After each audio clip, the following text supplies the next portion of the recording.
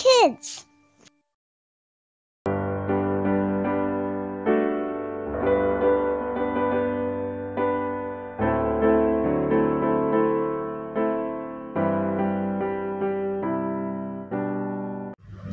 Shalom, selamat pagi adik-adik semuanya. Kembali lagi bersama dengan Kak Selfie di Impact Kids. Yuk, pada pagi hari ini sebelum kita melakukan aktivitas kita mau mendengarkan firman Tuhan terlebih dahulu. Yuk, lipat tangan, tutup mata, mari kita bersatu di dalam doa.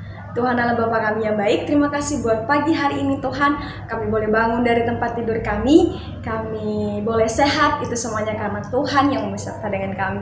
Saat ini Tuhan kami mau belajar firman-Mu, mendengarkan firman-Mu, Tuhan yang beserta dengan kami. Dalam nama Tuhan Yesus kami telah berdoa dan mengucap syukur. Amin. Nah adik-adik semuanya, beberapa hari yang lalu kita sudah belajar tentang tulah yang pertama air menjadi darah, tulah yang kedua yaitu katak, dan hari ini kita belajar tentang tulah yang ketiga yaitu nyamuk. Kita belajar dari Keluaran pasal 8 ayat 16 sampai ayatnya yang ke-19. Musa dan Harun memperjuangkan kebebasan bangsa Israel dari Mesir.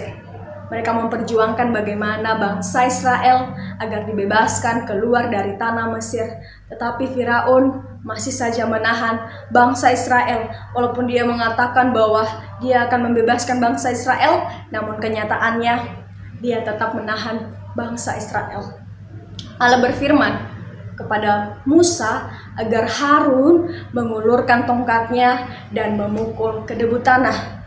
Dan ketika Harun melakukan hal demikian, apa yang terjadi adik-adik? Muncul nyamuk yang begitu banyak. Coba adik-adik bayangkan kalau di rumah kita dipenuhi oleh nyamuk, apa yang akan terjadi? Ya, kita tidak nyaman. Bahkan bisa saja kita jatuh sakit karena nyamuk yang begitu banyak. Demikian juga dengan bangsa Mesir pada saat itu. Ketika semua dipenuhi oleh nyamuk, pastinya mereka tidak nyaman dan bahkan berbagai penyakit akan datang.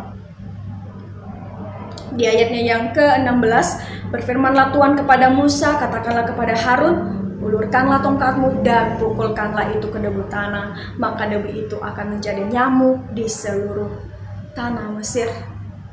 Musa dan Harun melakukan apa yang Tuhan perintahkan. Lalu, apakah Firaun membebaskan bangsa Israel dengan tulah nyamuk yang diberikan oleh Allah? Ternyata tidak. Firaun masih tetap mengeraskan hatinya dan bahkan dia masih tetap tidak mau membebaskan bangsa Israel. Dikatakan di ayatnya yang ke-19, lalu berkatalah para ahli itu kepada Firaun, inilah tangan Allah. Tetapi hati Firaun berkeras dan ia tidak mau mendengarkan mereka seperti yang telah difirmankan Tuhan. Bahkan para ahli-ahli Mesir pada saat itu, pada saat tulah yang ketiga, mereka tidak dapat melakukan hal yang sama. Kali ini mereka gagal melakukan hal yang sama seperti apa yang Allah lakukan. Tetapi apa yang terjadi? Firaun tetap saja mengeraskan hatinya. Allah mengeraskan hati Firaun. Sebenarnya itu memang harus terjadi karena memang itulah firman Tuhan. Allah mengeraskan hati Firaun yang artinya juga bahwa Allah masih belum juga mengizinkan bangsa Israel untuk keluar dari tanah Mesir. Mengapa? Tujuan Allah apa? Supaya bangsa Israel merasakan kasih Allah. Bagaimana usaha Allah memperjuangkan kebebasan mereka dari tanah Mesir. Tuhan Allah melakukan semuanya itu supaya bangsa Israel percaya kepada Tuhan, mengandalkan Tuhan, dan mengetahui bahwa Tuhan Allah mengasihi mereka dan tahu bagaimana kasih Allah memperjuangkan mereka untuk bebas dari tanah Mesir. Nah adik-adik, kita belajar bagaimana kita mau mengandalkan Tuhan, tidak seperti Firaun yang mengeraskan hatinya, yang lebih mengandalkan para ahli-ahli sihir Mesir. Kita mau menjadi seperti Musa dan Harun yang memperjuangkan setiap tanggung jawab kita. Ketika Tuhan memerintahkan kita untuk taat, yuk kita perjuangkan bagaimana ketaatan kita kepada Tuhan. Kita rajin sekolah minggu, kita membaca Alkitab, kita mendengarkan firman Tuhan, kita melakukan apa yang Tuhan mau, apa yang Tuhan inginkan. Jangan kita mengeraskan hati seperti Firaun yang terus mengeraskan hatinya, dan tidak mau menerima apa yang difirmankan oleh Tuhan Allah. Firaun terus mengeraskan hatinya. Ini menjadi pembelajaran penting untuk kita adik-adik. Ketika kita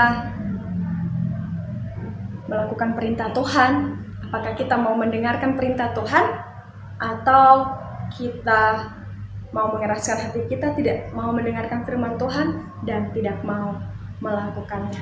Yuk kita belajar seperti Musa dan Harun yang setia, yang taat melakukan perintah Tuhan. Ayat hafalan kita dari Mazmur 119 ayat 24. Ya, peringatanmu menjadi kegemaranku, menjadi penasihatku. Kiranya firman Tuhan menjadi pedoman dalam setiap kehidupan kita. Nasihat-nasihat Tuhan tetap kita tanam di dalam hati kita. Demikian firman Tuhan pada pagi hari ini, mari kita berdoa. Tuhan Allah Bapa kami, terima kasih buat pagi hari ini Tuhan. Ajarkan kami untuk memiliki hati yang mau taat, yang mau bertanggung jawab terhadap perintah-Mu Tuhan, terhadap apa yang Engkau inginkan dalam setiap hidup kami. Kami mau menjadi seperti Musa dan Harun yang mau taat akan perintah-Mu. Terima kasih Tuhan, hanya di dalam nama-Mu kami telah berdoa dan mengucap syukur. Amin. Selamat pagi adik-adik semuanya, selamat beraktivitas. Tuhan Yesus memberkati.